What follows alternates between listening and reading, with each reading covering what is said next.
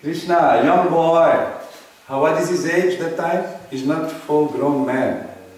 Full-grown man, like Mother said, somewhere we might think he might be able to do something like that. But, or that we start, very strong fellows.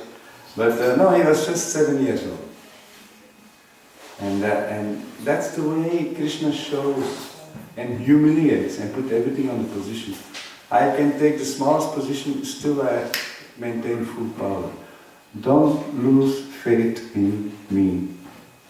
Krishna said, that's the way to teach. And how he picked it up? Small boy with his pinky. Come, my bhaktas, come under me. Some they want to come, some don't want to come. They want to make their own security arrangement. Call the police, the ambulance, they have to help me. No. The devotees are not like this. They just depend on Krishna. So they all came, the cowherd boy, and the parents, and the children, and the cows, of course. And they're coming immediately towards Krishna. They are not thinking, Krishna, how long you will able to hold that mountain, so I'm not going to stand on that, because if it crashes, then I'm dead, All mundane logic. Our mind is full of all this mundane logic, and we have to kick it out. We have to simply always have faith in Krishna in any circumstance and do our job of sadhana bhakti and preaching whatever we have to preach. So, they are all coming and they are standing there. 1 day, 2 days, 3 days. Oh, now Krishna must become very tired, So already the cowherd men, their sticks, by which they herd the cows, strong sticks, wooden sticks, and they are also helping Krishna to hold. And Krishna sometimes do like this. And everyone, oh!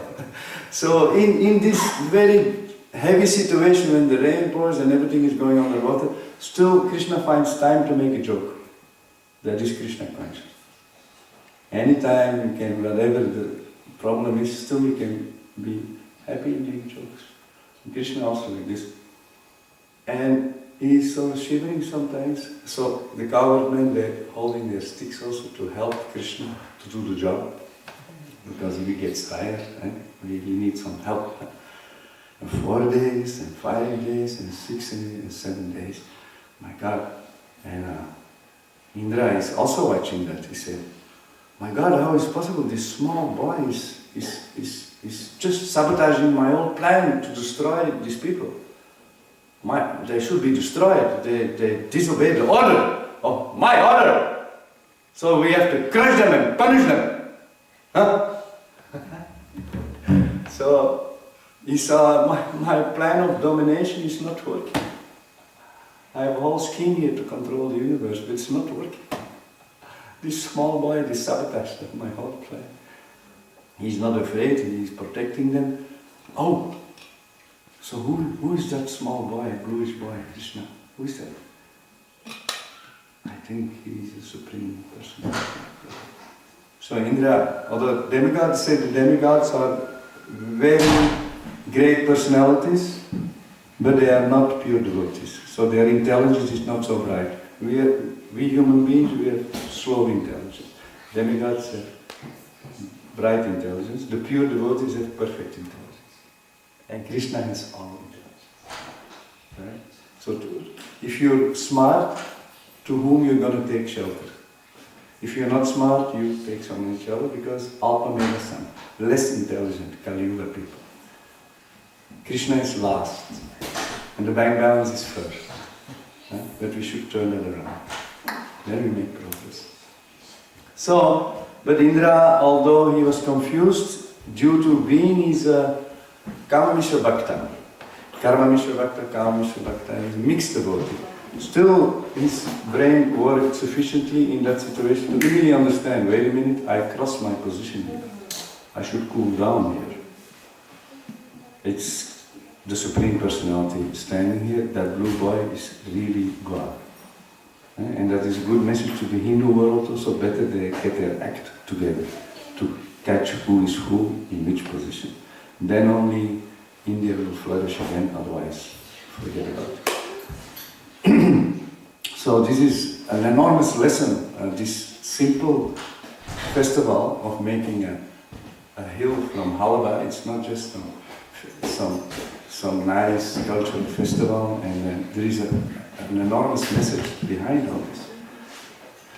But we teach it in a very playful way. That is the perfection of teaching. You know, if you always have to be heavy with things, no, you're not going to get many good followers. If you can teach the truth in a very, very, very playful way, very natural way, very joyful way, that is very powerful. This is very powerful teaching. So that's how Krishna was teaching. So then the clouds stopped. The clouds, they stopped, and the sun came back, the water all evaporated, because that's the way things goes in the material world. Sometimes become heavy problem, but you know, you just wait, and the problem goes away. You know that?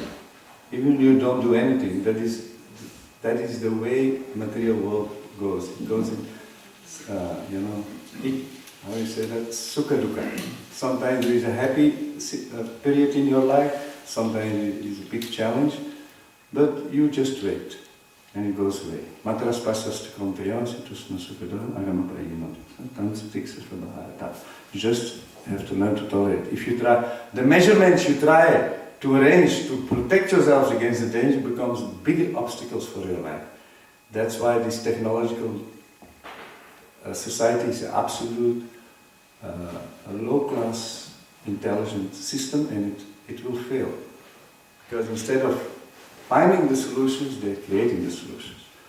Also, the solutions for the environmental problem is absolutely simple for those who have extremely sharp intelligence. Simple living, high thinking. Localized agricultural economics based in a spiritual way with cow protection. There cannot be economic prosperity without cow protection. Simple point.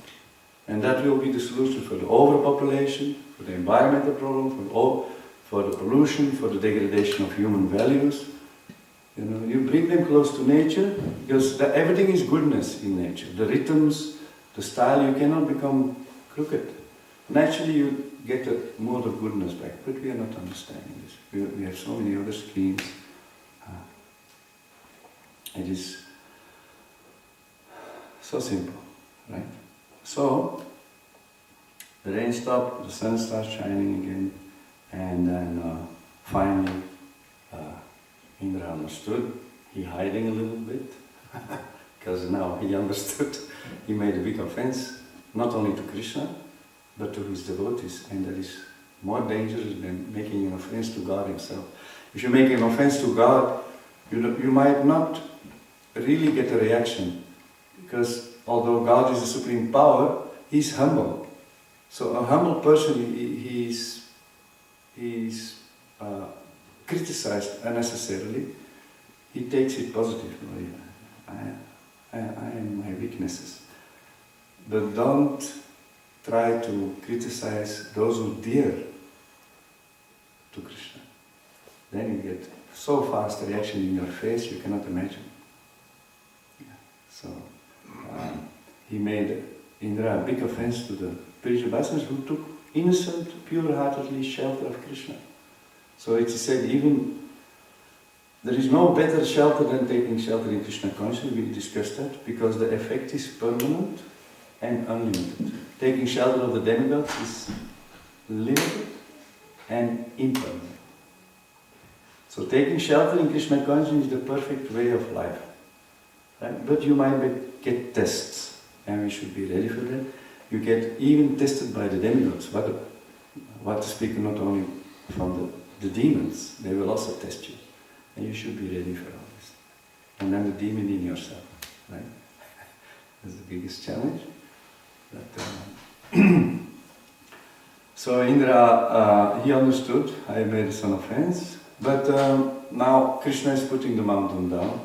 He said, okay, my dear friends, you can go back to your houses, everything is fine, everything is settled, you can be relaxed.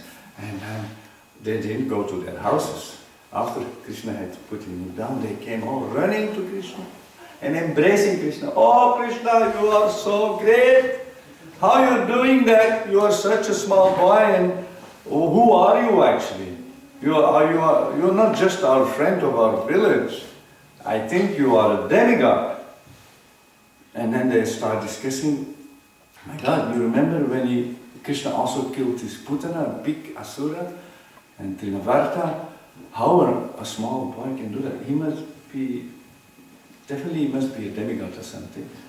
Or maybe one of the Brahmanas told that maybe he's an incarnation of the Supreme Personality of God, Narayana. So, oh my God. But immediately, after thinking this, the Brijavasis, the pure devotees, they have so much intimate love with God. That's something we have to understand. Immediately after that thought, that disappears, and they forget that Krishna is God. That is the perfection of bhakti. That is the perfection of spiritual life. Not that you sit peacefully in your own vibration. That is boring. Embracing the Om as a person. That is perfection of spiritual life. There is also Maya. Here is also Maya. Forget the Lord for our selfishness. But there also is Maya to forget that Krishna is God, to be able to come close to God. And that is where we are looking for. Sometimes we want to come so close to so many things, but it doesn't give satisfaction. We try in this way, that way, up and down, left and right, black and blue, and it doesn't work. Why? That embracing is only satisfying when you embrace Krishna. And that's another thing we learn from this pastime. It's just all these things happening, and Krishna allow it to happen, and maybe make Indra a little bit pride, to just increase the interaction between his devotees. Krishna thinks only about his devotees. We also should understand, if we deal with devotees, that Krishna is thinking on each of these devotees. And they are like jewels. Every devotee who has bowed down for Krishna, knowing that Krishna is Supreme Lord. Not just bowing down for Krishna because it's a Hindu festival, or because he's one of the most beautiful gods in Hinduism. Not like that. Understanding that Krishna is God. These people are very special jewels because they're absolutely humble. And they're working to stay that. That's not always easy. Right? So they are very dear to Krishna. Krishna thinks only how to increase the interaction with my devotees. Not just, never try to become stereotype in your bhakti. That is niyamagraha. It will create a block in your advancement. Neither you will feel the bliss, neither others will like to be with you, because you're blocked up. You have taken something as permanent without stepping into the real variety. It's about this all interchanges with Krishna. And you should search situations by which you get more interaction with Krishna. And with Radharani. And with, you have to get the favor of Radharani. How are you going to do that? And we know what is the mood of Radharani. How to engage the other gopis in the service of Krishna. Of course, Krishna wants to be with Radharani only. Because she's the most qualified devotee. But Radharani is thinking, I want to see my other friends, devotees, gopis, gopas, that they come with Krishna. Are we thinking that as devotees? Mostly we're thinking, my japa is gone, I read my things, and now I am a good devotee. No, we will never ever get the mercy of Krishna like this. If you really want to taste Krishna consciousness, you have to go out of the way to bring others to Krishna. And you break your head on this. You give your energy on this. You give your sweat for this. How to bring another person to Krishna consciousness. Or how to help other devotees to make better advancement in Krishna consciousness. Even when they make mistakes, even when they make offenses, we say, we can see it's Kali Yuga, what to do. We need all the devotees. We need every single devotee, and especially those who are quality of preaching. My God, we're not going to lose them. We're going to make a plan how to bring them back. Not, okay, now something, yes, you did something nice, now you made a mistake, and now we're going to pursue it out and kick you billions of miles away. That is, Krishna doesn't like that. Very carefully deal, and so many ways we find a relationship with Krishna, the way to attract Krishna, what we do to attract Krishna, and that is one way. That is Giri Govardhan arrangement, and they were so happy to see these actions of Krishna, because we want to see Krishna in action. It's not just a silent meditation. We want to see Krishna in action. This is one action, but we can, if we become smart, we can see Krishna in so many actions. We can, if we go to the Vegetarian Saturday and we play there, and you see each person coming around, you see Krishna in action, whether he comes closer or half close or far away, where you smile like this and that, and that is nectar to see that. That is satisfying like anything. When you see people coming in different ways, try to understand, hey, what's going on? It is attractive. You can see their faces. It's attractive. And because the soul, deep inside, even after millions of lifetimes separate with Krishna, they cannot forget Krishna. That's the proof. And then they come and they take a sweet, a kulaguf. It's not because they are hungry. They go to the magazine or the netto and buy something. Who wants to take something from the street where you don't know who has cooked it? No. Why they take a kulaguf? Because it's a spiritual, completely a spiritual attraction. And if they put that in their mouth, I tell you, this is hitting their consciousness like anything. Same when they take a book, they say, what is this book? But Krishna is inside. Should I take it? And they take it and they give something for that. That is Krishna in action. And the devotees who are preaching, they know this. They love it. They become intoxicated by such experience. And if you don't have that, after some time, your Krishna consciousness tends to dry up. You're doing your things, but the juice is not there. The juice is not there. So it's a simple thing.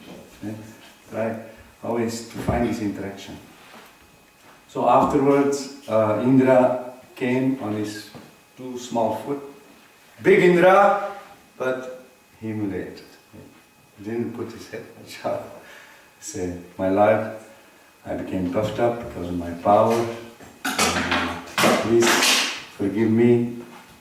And I will not do that anymore. Actually, Krishna, in one sense, was not so disturbed by Indra, then he was disturbed by Lord Brahma. When he stole away the cow with boys, then he was disturbed. Because by this pastime of Govardana, Indra was the cause to bring the cowherd boys and the Brijabasis for a long time close to them, because generally they have to go to work, they have to churn the milk, they have to go out with the cow, they have to work on the house. So only morning and evening Krishna can see his devotees. But now, because of the Govardhana Puja, Govardhana pastime, he's standing there and all his bhaktas, all his near and dear, he could see them, watch them, like Gonitais likes to watch it when the offering. It's not that we see the Lord.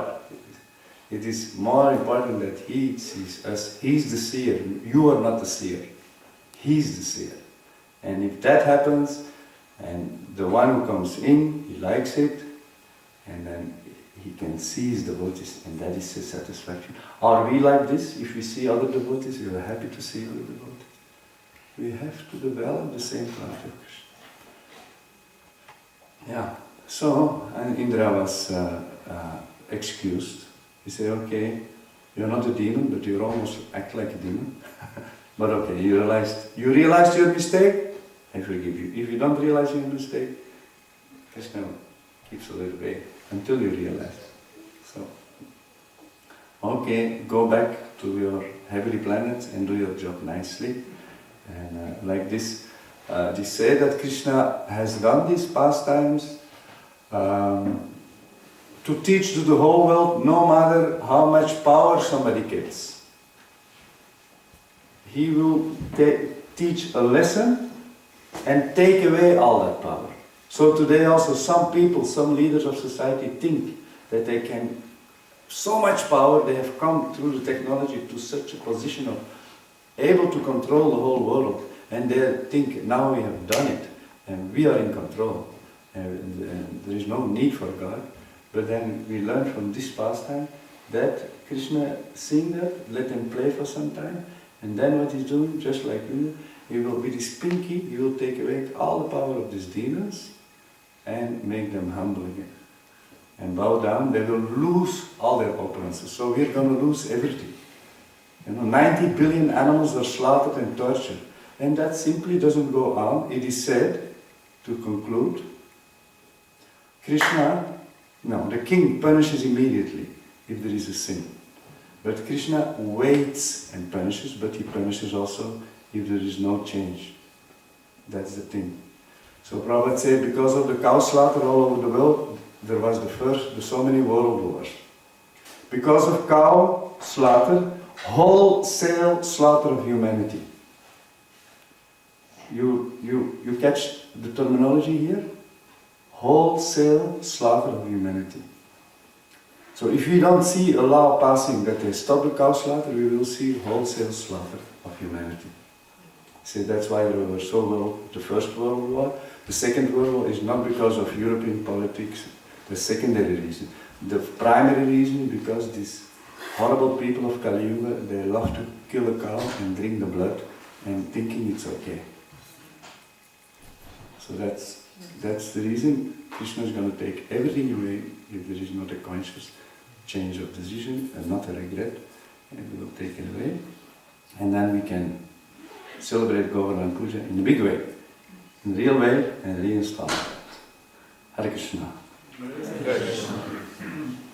Giri Govardana ki.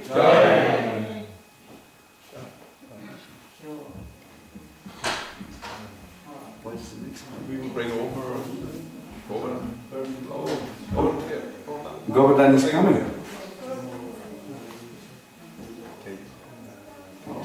A manifestation of Govardana will enter into the temple room and we start more kirtan.